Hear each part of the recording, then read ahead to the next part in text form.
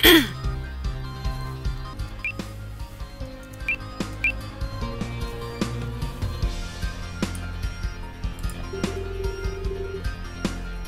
is this related to your conclusion? Socrates, the approval is in fact the evidence supporting the great thinker actually found the answer. After all, it is difficult to believe these things are true, no? Without the judgment of the previous arbiter verifying that his answer was indeed correct, I suppose many would have trouble believing it. Oh, interesting. Indeed, we should take note of this, my friend. His answer had to be approved for this to occur. The arbiter's approval makes the validity of his answer undoubtable. Aha, this is what we needed. I mean that the original arbiter's judgment is what lets us know Socrates was correct. It's rather straightforward, really. Socrates, the original arbiter, was widely respected in this world. Do you really intend to question his judgment? Damn right I do. Nonsense! Arbiter. What now, Socrates? You claim that we can be sure that Socrates found the answer? Correct. And we can know this for sure because your predecessor verified its validity?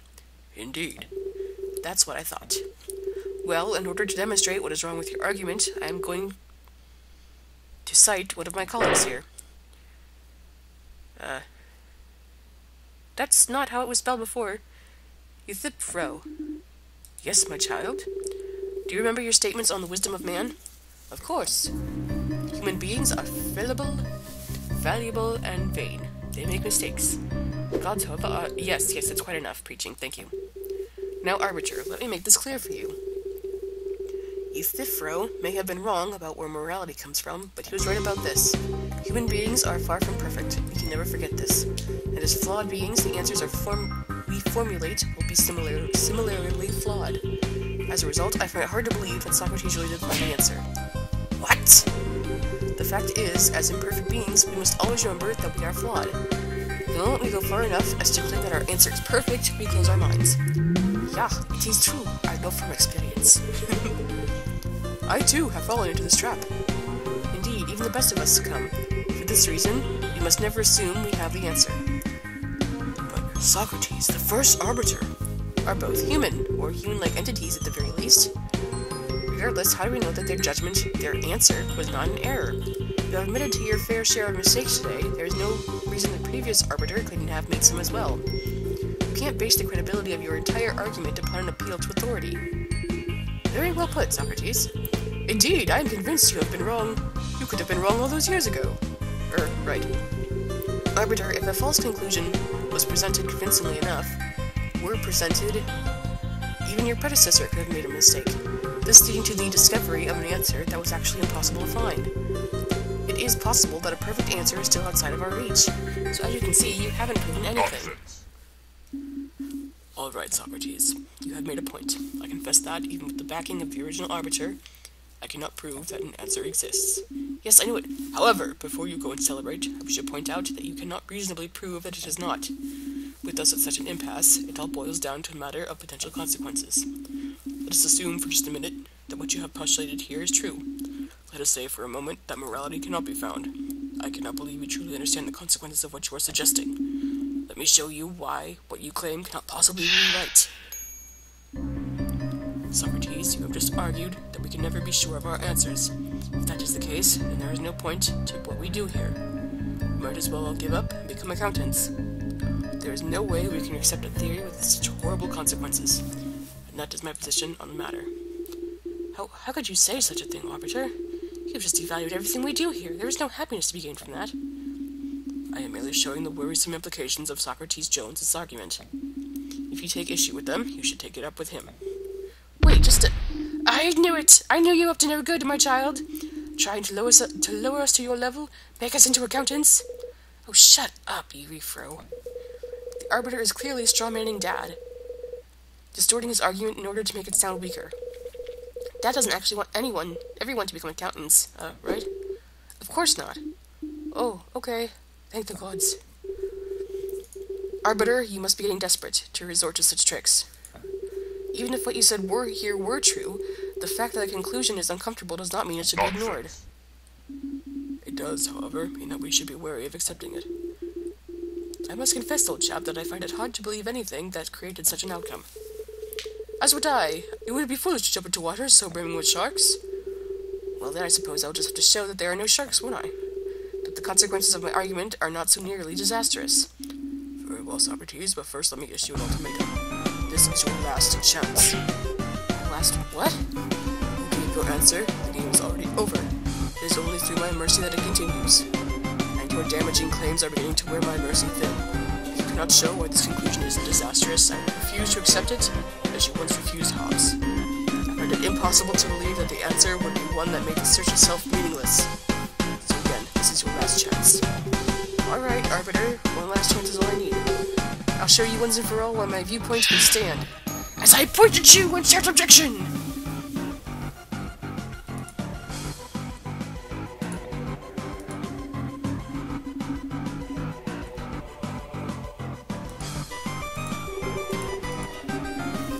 These philosophers serve no purpose if your ridiculous conclusion is allowed to stand.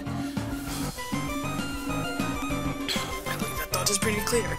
Clear enough for me to wonder if you are wasting my time.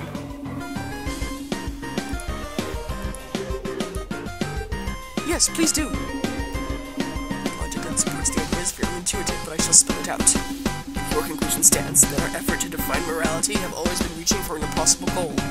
Reaching for something that is forever out of our grasp. And if that goal is impossible, all our effort towards it is clearly a waste. If your roads don't lead anywhere, what's the point of building them?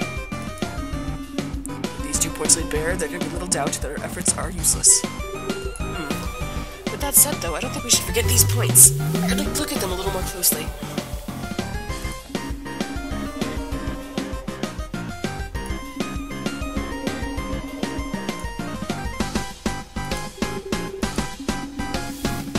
Just supported by your starting outlook. You claim it is impossible to obtain a solution, or to be certain of it at the very least. If this is the case, all efforts to do so are misguided.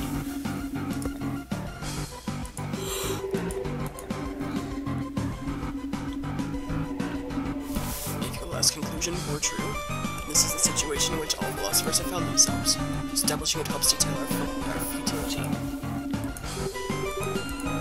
As philosophers, it is our duty to seek the answers to questions such as the nature of morality, but if your conclusion were accepted as true, no matter how hard we work, those questions will never be answered.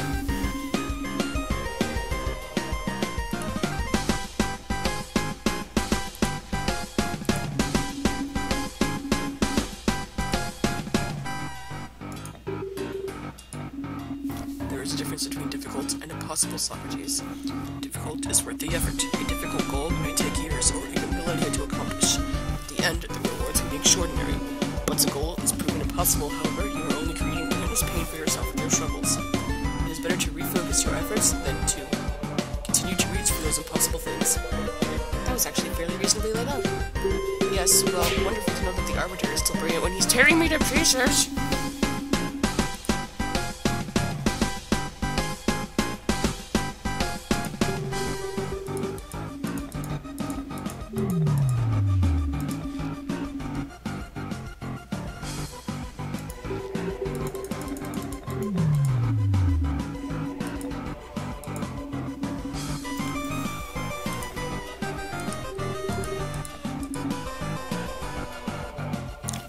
Established that it does not make sense for us to pursue something other than perfection. Therefore, if we cannot achieve our goal, we might as well give up and assume a lower profession, of which accounting is one example.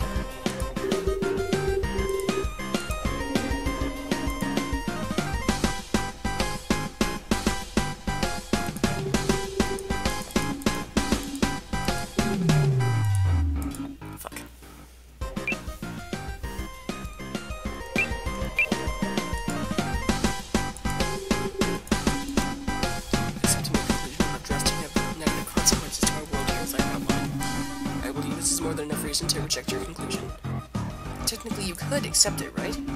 Yes, I suppose I could, technically. Then accept it! No! Just because I could doesn't mean I should. You're looking for the nature of morality, and your answer is immoral in itself.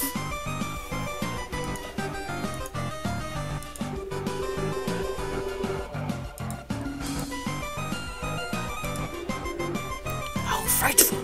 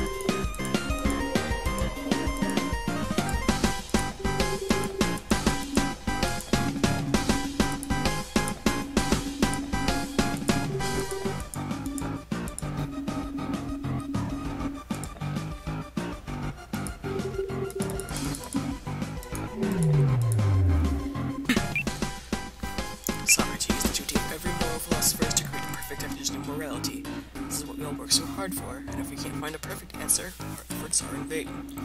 I believe that all of this has been made clear before. Not as clear as it was made now.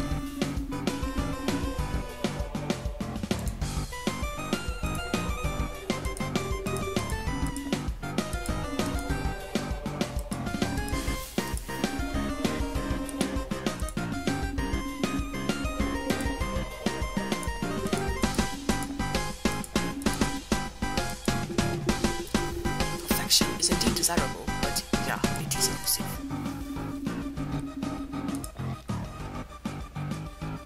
Nonsense! Arbiter, I think I finally figured out what's wrong with your entire position. Have you now?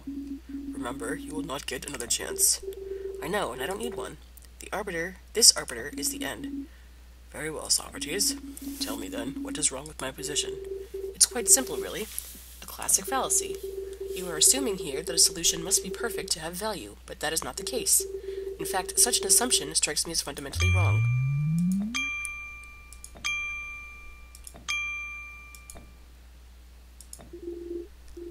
I just realized that over half of us have facial hair. I am not sure how to cope with my distress.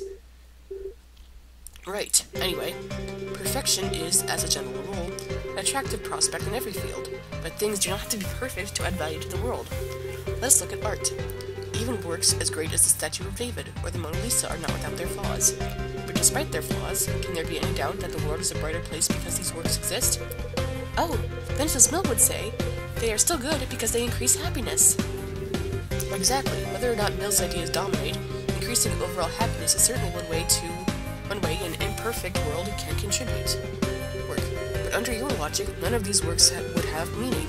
That's the real disastrous conclusion here. There's no happiness to be gained from that. Look at the people around you, Arbiter. All these philosophers came forward with their own visions of morality. Ultimately, their views all turned out to be flawed. Does that make their ideas worthless? Of course not. Their theories have a profound positive impact on the world. Anyone in my high school philosophy class could tell you as much. Who the hell has a high school philosophy class? Who the hell would take a high school philosophy class? Are you kidding me? You wanna know what you do in high school? You have sex and you do drugs. That's what you do in high school. Unless you're me, then you're a huge nerd, and you go to the community college for high school.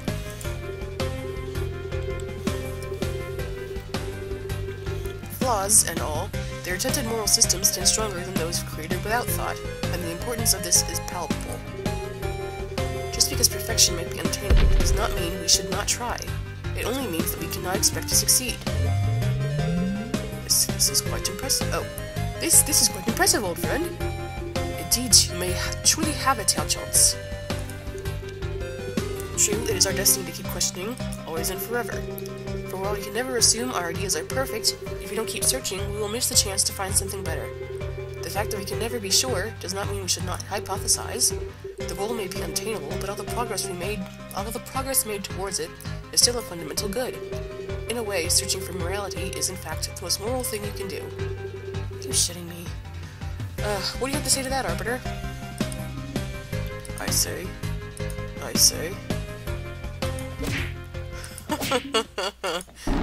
You're full of shit. Arbiter? Oh, wonderful, you broke the sovereign. Now we'll have to get a new one. No, I'm fine. It's just funny. Funny?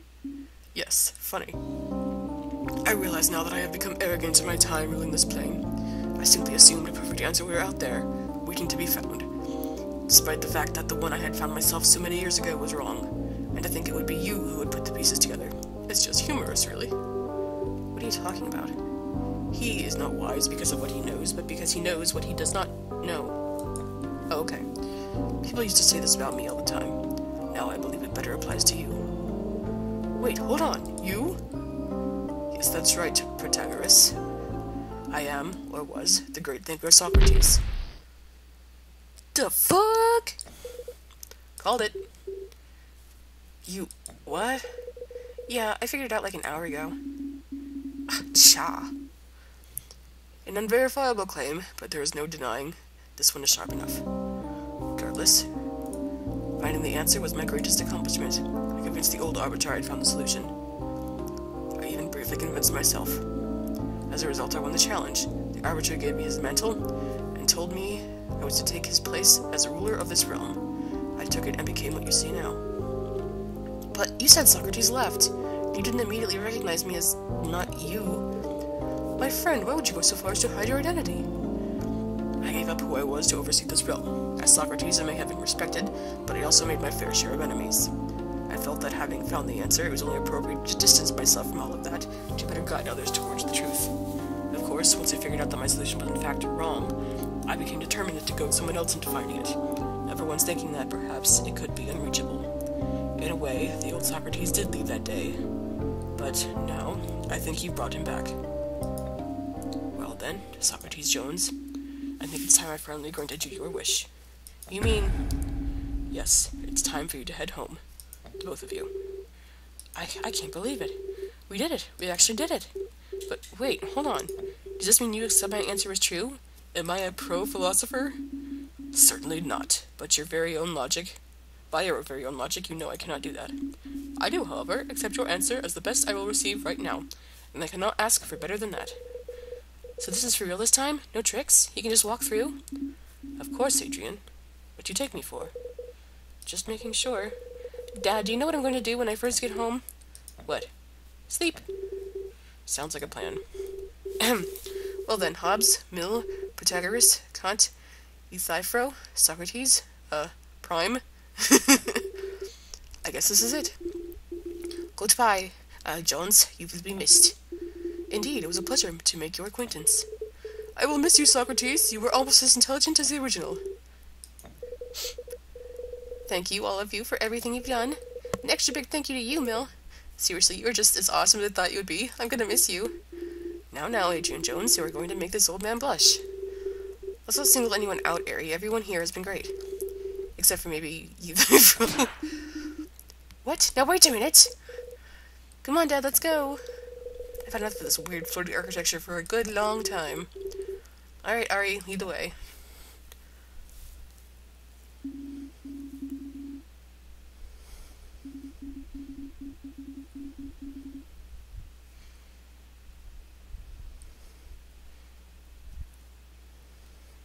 My throat.